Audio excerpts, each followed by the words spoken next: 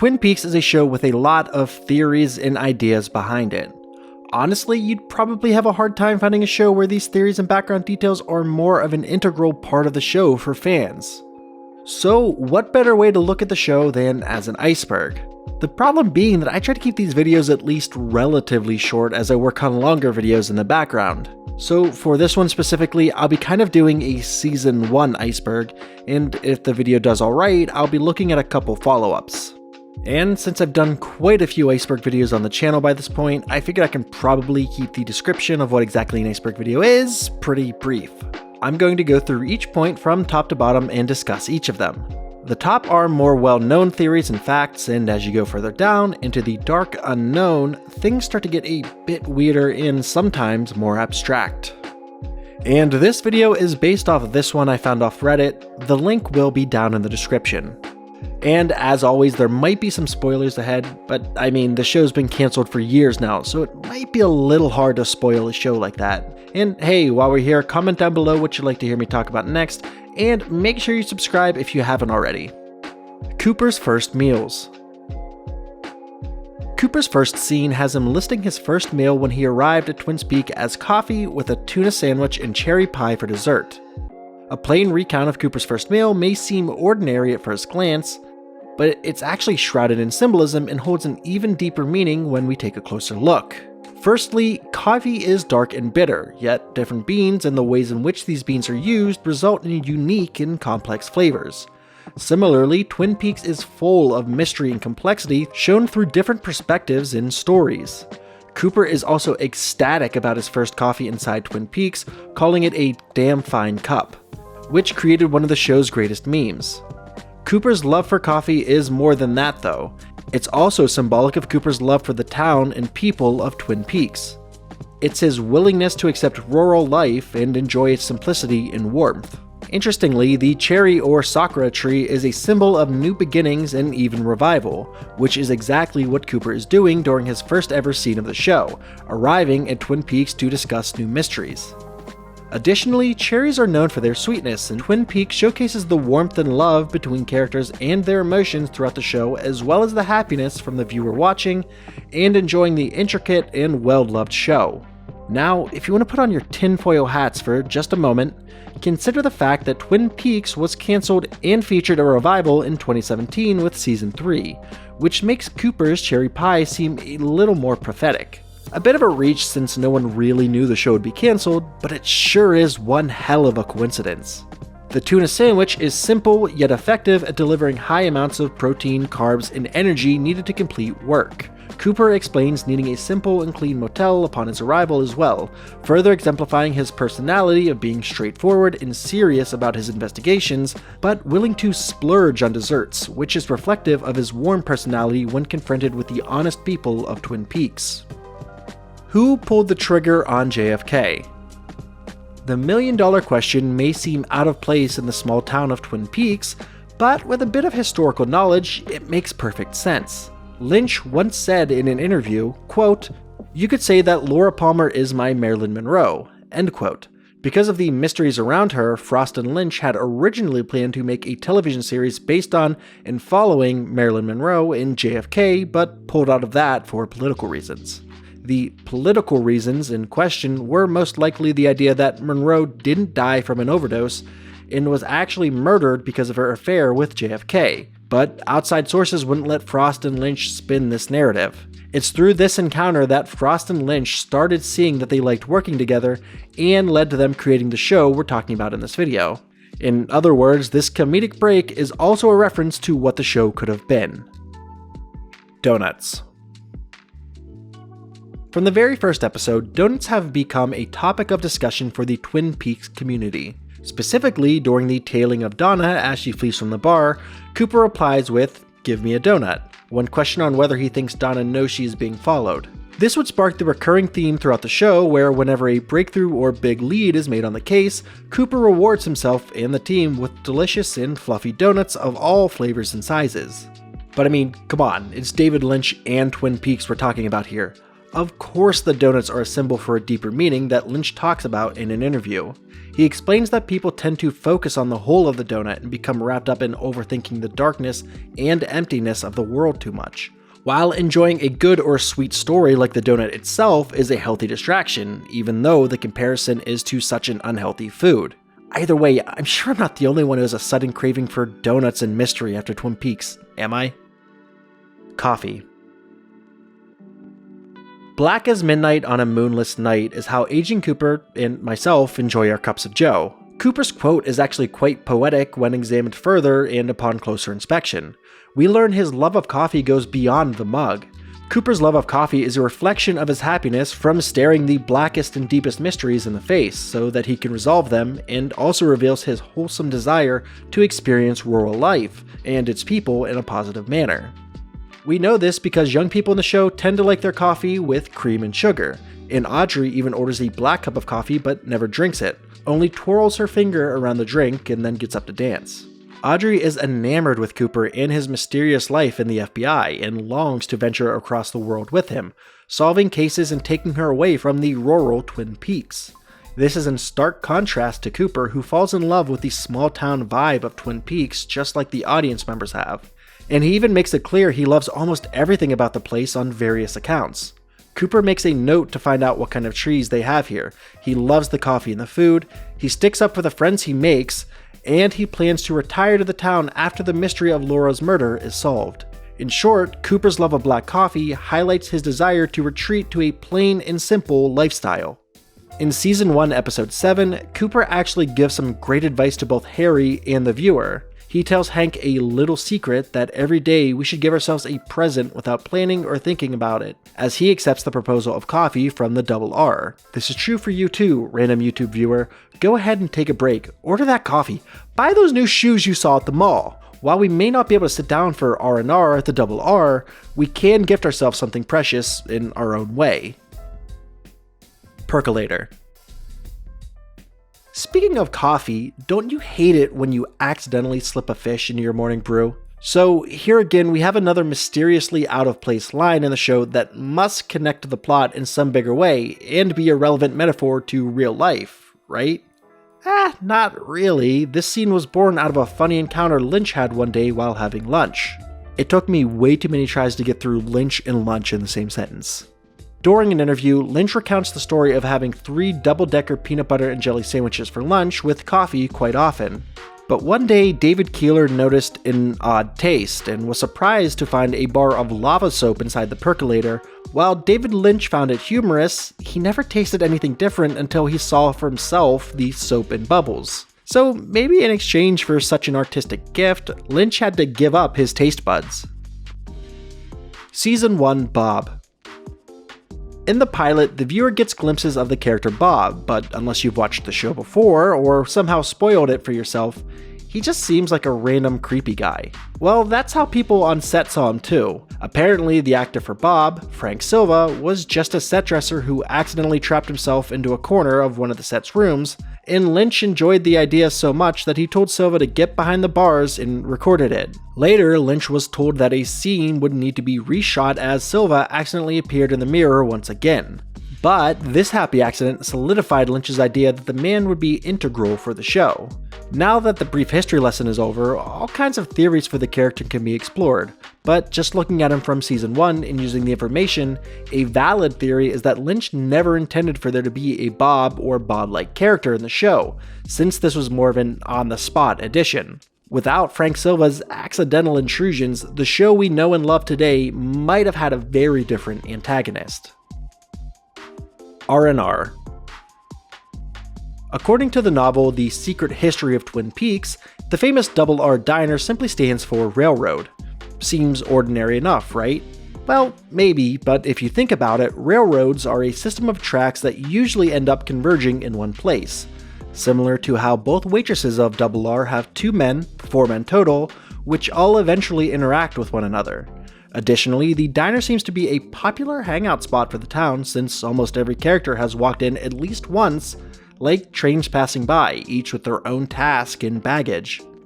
On a wholesome note, the diner was apparently almost going to be shut down in October of 2020 during the height of the pandemic, but was saved by a loan, and the owner has explained his eventual love for the show led him to decorate the diner in the same style as Twin Peaks rather than changing it in honor of the show.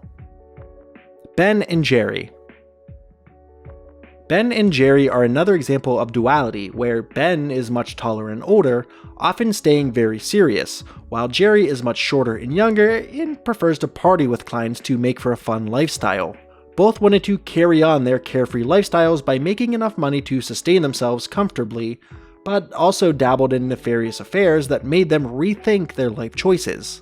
Events later in the series add more depth onto these characters, but for now, there's not too much complexity here other than their reflection of duality. Log Lady. Let's talk about two of my favorite things in the world: logs and ladies. When first introduced to the Log Lady, she is brushed aside as the town's local loony, but both Cooper and the audience slowly learn about her deep magical and spiritual knowledge as the series goes on. Season 1 only hints at this, but in later seasons we see this connection explored further. But for now, let's get on to the history of Log Lady. According to Lynch's book, Lynch on Lynch, yes, I know that's a lot of Lynch for one sentence, Lynch writes, quote, "I had this idea during Eraserhead that I described to her and Jack, Nance, and whoever would listen. And I'll call it, I'll Test My Log with Every Branch of Knowledge. It's a half-hour television show starring Catherine as the lady with the log. Her husband has been killed in a forest fire, and his ashes are on the mantelpiece, with his pipes and sock hat. He was a woodsman. But the fireplace is completely boarded up, because she now is very afraid of fire. And she has a small child, but she doesn't drive, so she takes cabs. And each show would start with her making a phone call to some expert in one of the many fields of knowledge. Maybe on this particular day she calls a dentist, but she makes the appointment for her log. And the log goes in the dental chair and gets a little bib and chain, and the dentist x-rays the log for cavities, goes through the whole thing, and the son is also there, because she's teaching her son through his observations of what the log is going through. And then sometimes they go to a diner and they never get where they're going. Lynch, being the creative genius he is, couldn't hold himself back, and had to include this idea into Twin Peaks, which is made obvious by the similar backstories and mannerisms of the characters. Early on in the show, during Season 1 Episode 6, Log Lady says her husband was a logging man but met the devil, and fire is the devil hiding like a coward in the smoke, which is a direct reference to Lynch's original idea for the character having her own show, and also vital information as to how dangerous and feared fire is within Twin Peaks. That could be a spoiler for this iceberg. Spirits, magic, and luck. While all of these elements were teased early in the show, as we get into the later episodes of Season 1 and so on, each element starts to carry more weight. In the final episode of Season 1, we see Cooper continuing an incredibly lucky streak of winning blackjack, later revealed to be by card counting. And Lady Black is reading tarot cards while watching this unfold on the TV. Lady Black then tells Audrey to pick a card from the normal deck rather than her tarot cards, and Audrey picks the Queen of Diamonds. In cartomancy, defined in the Oxford Dictionary as fortune-telling by interpreting a random selection of playing cards, this card represents an enemy and a manipulator or charmer of men, which is exactly Audrey's femme fatale style character. Since Cooper's dream details turned out to be true and important clues into the investigation, it's safe to assume from Season 1 that some sort of magic or spirit is guiding Cooper in the right direction. Without spoiling too much for other seasons and movies, Cooper's visions foreshadow the magic elements of the show that are soon to come and give important hints towards the entire series. Leland. Leland is struggling to deal with two different sides of himself just as Laura was. There's part of him still grieving and coping with the loss of his daughter, and another wanting to get over it and dance and be happy all the time.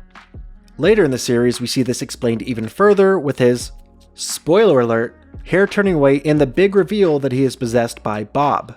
Still, a closer inspection of Leland helps the audience see the great foreshadowing done here. As early as the second episode of the series, Cooper's dream actually all but reveal who the killer is, but when returning to the show to watch again, it's much easier to notice the riddle of the dancing man relates to Leland and Bob. Traffic light theory. How is it that in such a small town, traffic is such a big deal? Well, it's not the traffic itself that carries weight, but the idea that different colors of the lights signify important plot movements. For example, green lights usually mean that everything is normal or fine, while red suggests danger and that the killer is going to strike again. The original home release on VHS featured the traffic light on the cover, taking up most of the space. In Season 1 Episode 4, traffic lights switch from green to yellow to red, but the one on the far right stays red. As the lights turn red, the one light on the far right immediately switches to green. This happens right after Laura's funeral. Once again, at the end of the episode, after Laura's father is being escorted back home, the red traffic light is seen once again during the credits. On top of the bar is a red flashing light used as a signal for the drug runners to let others know when they're in trouble. Waterfall. This one is one of the simpler symbols to catch, as so many characters in the show display their emotions in every episode. The waterfall is representative of overflowing emotions and is closely tied to fun time between characters as they let their desires overflow and spill out into passion. The first time the waterfall is seen roaring and rampant, almost overflowing, is right after two suggestive scenes in Season 1 Episode 3. The second time the waterfall is shown raging is in Season 1 Episode 6, right after Shelley shoots Leo and before Cooper comes back to the hotel to find Audrey, presenting herself in his bed, begging to not make her leave. Cooper knows she needs a friend, and is only making advances because she's troubled. The next scene follows Andy still receiving the silent treatment from Lucy, who's just found out that she's pregnant. In Season 1 Episode 7, the doctor's apartment is shown with lots of beach and water decor, such as umbrellas, beach towels, seashells, and lazy beach music, indicating his ties to the ocean. Laura and the doctor clearly did the horizontal monster mash, and his love of the ocean is symbolic of his willingness to express his free self and his sessions of listening to Laura's naughty dreams and desires. Although this section is quite simple, water goes even deeper as it's part of the three major elements within Twin Peaks being fire, wood, and water. We'll discuss more on fire and wood later, but just remember that water is usually a symbol of freedom, wisdom, and peace. It's often said that the chaos of water and its elements are the creator of life. Rivers too are often symbolic of a path or journey one must take to reach their goals. To get a little wilder, flowing water can reflect the passage of time or change, which becomes interesting when considering that in the series, time becomes more enigmatic and important to the story. Invitation to Love. Valentine's Day was only a short while ago, at least when I started writing this script, but let's talk about the famous show within a show, Invitation to Love. The fan wiki states, quote, "According to Harley Payton, an idea that was discussed but later abandoned was to have the main cast of Invitation to Love visit Twin Peaks. The Invitation to Love segments, shot entirely on video, were written and directed by Mark Frost and filmed at the renowned Ennis House in Los Angeles. The cast was comprised largely of friends of Mark Frost and his father Warren. The soap opera is mainly present within the first season of the show and can have multiple interpretations based on who you ask. The widely accepted theory is that the characters and story of the dramatic show parody what's happening within Twin Peaks, as every scene in which the show is present reflects the current situations or feelings of characters.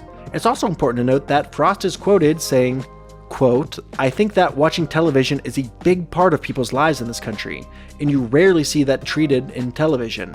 And his intention was likely to show how people reflect what they see and feel from media, especially when coupled with the fact that originally, the cast of Invitation of Love was supposed to physically come to Twin Peaks as well. Lynch is of a different opinion, and when asked his opinion of Twin Peaks being a parody of soap operas, Lynch said, No, it is a soap opera, and expressed how he didn't actually like the way Invitation to Love was introduced. Clearly, the two were at odds with each other on this aspect of the show, but at least that makes it more interesting for moments like this, where people can discuss the meaning and symbols and interpret them in their own way. In my opinion, Lynch had more of a magical idea for the show, and maybe Invitation to Love could have been something like a mirror world for Twin Peaks, while Frost wanted to make Invitation to Love more of a metaphor for people copying what they see in media, and the result we see is an amalgamation of both concepts. Wood. Wood is the source of spiritual power and magical, unexplained elements within the show. Additionally, owls and birds in the show are often shown on top of branches from trees rather than in flight, signifying their close relationship with spirituality. Jerry tells Ben in Season 1, Episode 7 that the Swedish people worship trees and were hugging the pines, which suggests that they too are aware of the power of wood. Ben, naturally, doesn't care as he's only worried about getting the contract signed. The Season 1, Episode 8 Say No to Ghostwood poster in R&R Diner and Ben convincing his Swedish client to sign the contract for Ghostwood are another lead towards the deep and dark power of the woods and its spirits to be the cause of much of the mischief in the show. Cooper talks about lifting his bulletproof vest to chase away a wood tick that was disturbing him. The characters also make it abundantly clear that it's not just a tick, they all specifically say wood tick. In short, Wood is teased as holding this intense wisdom and power, which we start to see more of as the series continues. And already in Season 1, we see Frost and Lynch setting up major plot lines and devices very early in the show. Fire. Fire is the symbol of destruction and deceit, shrouded in mystery and created in part by the devil. Through the darkness of future past, the magician longs to see, one chance out between worlds, fire walk with me. I too have been touched by the devilish one, tattooed on my left shoulder, but when I saw the face of God, I was changed. I took my entire arm off. My name is Mike. His name is Bob, Season 1, Episode 3. These vital details point to fire being like an antagonist, the source of destruction. If wood is seen as power and often helps characters reach a conclusion, like the wood tick with Cooper or the log lady, then fire is the destruction of that energy, consuming wood and life as it spreads and feeds. In the Season 1 finale, we learn from the tape found in Dr. Jacoby's apartment that Laura gets off from Leo's harshness, especially stating he lights her fire. We later learn that Leo may have not lit her fire as it was most likely Bob, but the meaning stays the same. Laura became addicted to dangerous abuse and compares the danger of her abuse to lighting her fire, as she knew it was frightening but also exciting. Owls and birds. The first appearance of an owl is in Season 1, Episode 5, while Jamie and Donna are looking for the other half of Laura's necklace under the rock, and Donna mentions that Laura's mother was spooky because she used to see visions and pass this gift on to Laura. Immediately after this, the camera pans towards an owl, hooting and staring down at the rock. Owls symbolize intellect, but not just book smarts. Quite often they are a symbol of spiritual knowledge and power. Log Lady is closely tied to spiritual power since her log is rumored to see visions but states, quote, "The owls won't see us in here" in Season 1, Episode 6, possibly indicating that the Log Lady uses spiritual power through her log, but is aware of its dangers and takes precautions so she is not consumed by it. Then, she translates what the log is saying to mean the owls were flying, while it was dark and there was laughing, and 2 men and 2 girls. The owls were near. As the girls go over the ridge, the owls were silent. The owls represent the 2 women's spirituality being forcefully removed from their bodies as they were sodomized and murdered. The Season 1 finale reveals Laura and the bird have a special affinity for each other, and while being tortured by Leo, the bird continues to say Laura's name and even gives her love pecks once released from its cage. Detective Hawk's name points to the clairvoyance and understanding of spiritual power that the hawk symbolizes, and could also be interpreted as symbolizing the freedom from all the drama and secrets present between characters in the show, especially since Hawk is mainly a side character who never faces any major issues like the main characters of the plot. Rural versus industrialism. The entire series of Twin Peaks could be seen as a challenge to industrialism and capitalism when we gather all the evidence. First, let's look at all the problems and darkness that are in the show and consider how they relate to capitalism. The entire sawmill dilemma between Josie maintaining control of the business while Catherine cheats on her husband with Ben so that she can advance her own plans towards taking the mill for herself. All for the ownership of a sawmill, we already see lies, deceit, cheating, and corruption. To go a step further, Ben is seen as a major antagonist in the show, whether he's related to Laura's murder or not. He owns and operates One-Eyed Jack's, which is a business built on the exploitation of high school girls by elites, and the business is often the center of the drug trade between Ben and Leo, meaning all of the drugs and exploitation in Laura's life is caused by Ben's corrupt business dealings. The good guys of the series, or the characters people usually fall in love with and deem morally correct people like Harry and Cooper. Harry's a quiet guy who doesn't really get in anybody's way, and is one of the only characters in the show to not go behind his partner's back and cheat. He's mostly concerned with keeping the town safe and helping people out. Cooper is the same in that he's aware of Audrey's desire to be with him in a more adult way, but opts to be friendly instead since she's so young, and is even partially involved in the case he works on. Cooper is also quick to defend those he's close to, and quick to sacrifice for those he loves and for the greater good. Both these characters are painted in such a warm light in contrast to everything the hateable characters in the show stand for. In essence, a lot of the show's major conflicts come from money and power struggles, and the more lovable characters are loved because they don't involve themselves with these issues, and instead focus on more important things like their relationships and a sense of morality. And that's where we'll end this video for now. If you like this video, comment down below if you'd like to see me do more content like it in the future. Follow me on Twitter at 10kbill to stay up to date on everything I'm working on. Support us on our Patreon if you like this content and want to see more like it. And of course, make sure you subscribe for all your entertainment related content.